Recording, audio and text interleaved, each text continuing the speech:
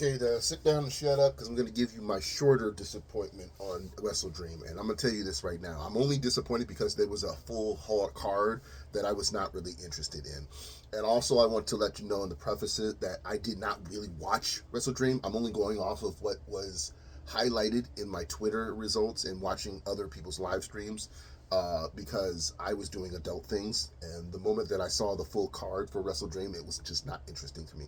So I apologize if many of the things that I talk about, or many of the matches on WrestleDream, I did not focus on, because there were some that I were not focused on. I were not. So I apologize if many of y'all were disappointed on that. I'm only going to talk about three of the situations that happened at WrestleDream that I'm going to talk about specifically because they were important to me in the sense of it in wrestling. So bear with me on that, okay?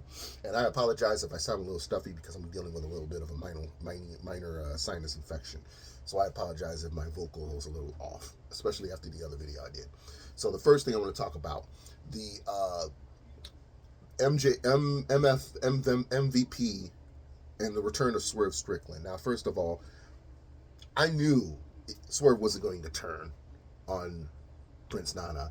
Not with how much popular Nana has been, a dance, and his comical perspective.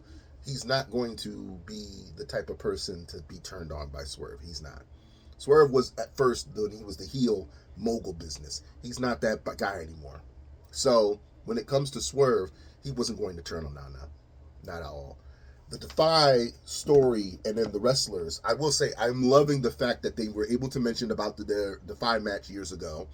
And I was loving the fact that MVP mentioned about his interview in the wrestlers. Now, if you've never watched the wrestler documentary series from Vice on Viceland, highly recommend it. I'm pretty sure they have episodes up either on Amazon Prime Video or such. It's a really great documentary series. It highlights most of the roster of AEW before AEW was even formed. From the Young Bucks, Sami Callihan, Swerve, MVP, Britt Baker, Adam Cole. Adam Cole I will talk about it later. But yeah, talk about all of them, the indie careers and such of it. And MVP was my favorite part of the documentary series because he talks a lot about his upbringing, how he came into WWE, his legacy, his career, his training, the school that he trains at, he does training for as well. So I'm glad they talked all about that. But I knew he was not going to turn to side with MVP because it's building up for his battle against Bobby Lashley. Bobby Lashley was confirmed to be signing with AEW. That is the reason why. We're building up for the Bobby Lashley versus Swerve Strickland match. That is what's going to happen. After it's been confirmed that Bobby is signed with AEW, that is what's going to happen. So that's the thing. Now, I have an input, my own. And this is only going off of my own accusation of question. If there is a slight sliver of a possibility that Keith Lee can be cleared sometime within next year to come back into wrestling, I really want him to either team up with Swerve again to be Swerve in our glory, or he finishes his business against Swerve by joining with Bobby Lashley and MVP. Because now that we're done with the cowboy coward shit with Swerve and Hangman, now that that is done with the cage match, it's over with. We need to have that with a Swerve situation. Keith Lee deserves so much more. Keith is if I had to pick my top favorite black wrestler in AEW, it was Keith Lee. Keith was my top guy. He is still my top guy. After him, it will be MVP. I'm not a Swerve person. I'm one of the few black people in, I think, wrestling talk or wrestling in the IWC world that's not a fan of Swerve. I'm not. I'm sorry. I've lost my respect for Swerve. You don't want to know why? Check my other videos. I'm not going to have to go through that again. The point being is, when it comes to Swerve against Bobby, I am looking forward to that match. I'm going to be on top side MVP, though, because MVP is my guy. He's my other favorite wrestler. But at the same time, I really want Keith Lee's story to be finished if there's a possibility he can return. If not, him and Keith Lee, the Swerve versus Bobby Lashley thing, I'm looking forward to. I am. The second thing on WrestleDream that I want to talk about, MJF attacking Daniel Garcia after Daniel Garcia comes out to help Busha after his match with Jack Perry. Don't care for Jack Perry. MJF coming back to attack Daniel Garcia. Kind of expected that. Unfinished business. But what I didn't expect is Adam Cole's return. Now, here's the question for me, and this is what I want to bring up, and I know Mr. Wrestling Talk will help me on this. So, are we going to be cheering for Adam Cole now? This was the rivalry that should have happened before they were paired together. And then it turned on the point where MJF became a good guy for a little bit. Adam Cole betrayed him. Adam Cole was turned to be the devil, plotting the whole story and scenario, the formation of the Undisputed Kingdom, him becoming the devil now, and MJF coming back as a good guy. Because now it's getting confusing. And then what's worse is MJF was a good guy for a brief amount of time, attacked Adam Cole, then had a little bit of a rivalry with Daniel Garcia respectfully until he went back to being a bad guy again. And that was the thing that made me upset is I liked babyface MJF. I thought he was good. He was decent at least. He was comical at least. I don't like heel MJF. And I get it. Unfortunately, a wrestler who once was in that company called him the less famous Miz.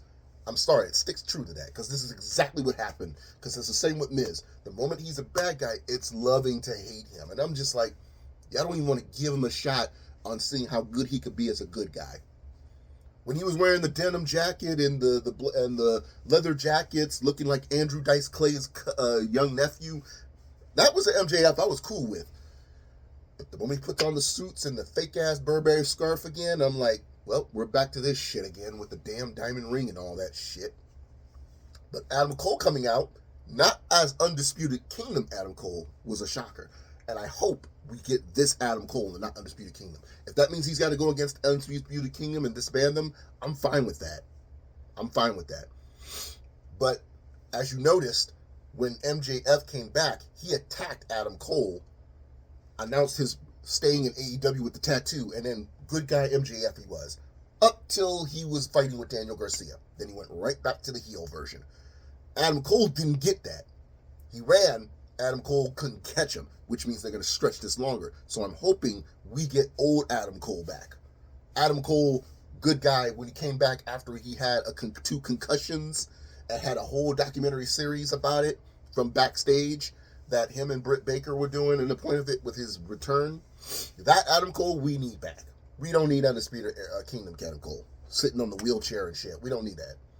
Undisputed Kingdom can just go. We don't need that. I get the Kingdom has been doing well with their tag team run of it, and Roddy Strong doing his whole, his whole Adam scream thing, like, that whole thing. I get it with the glasses and shit, mustache.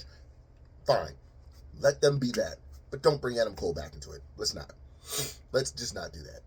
Let's keep this Adam Cole. So I'm looking forward to that because I like Adam Cole. I think he's cool.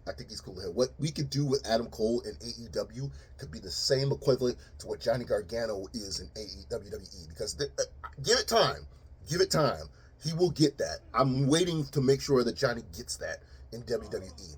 It's only a matter of fucking time. But when it comes to Adam Cole, that could be the same for him in AEW if done right. So that's what it is for him. And then finally, last but not least, the big match of the night, Bryan Danielson versus Jon Moxley. We all knew Jon was going to get that title.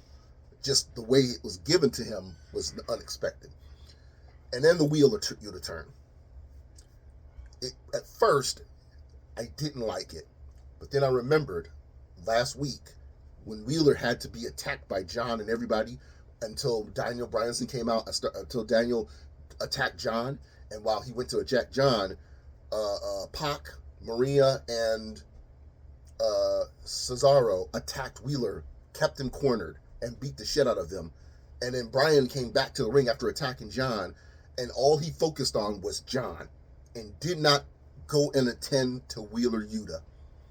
That was what I remembered. If it wasn't for that moment, and I said in the screen, I remember when I was screaming in the screen, I said, turn around, Bryan. Turn around and check Wheeler. He did not do that. That justified Wheeler's turn. The way it was done, I didn't like. I'm sorry. Unpopular opinion. I did not like it. So when it comes to that attack, the way that Yuta did it, I didn't like.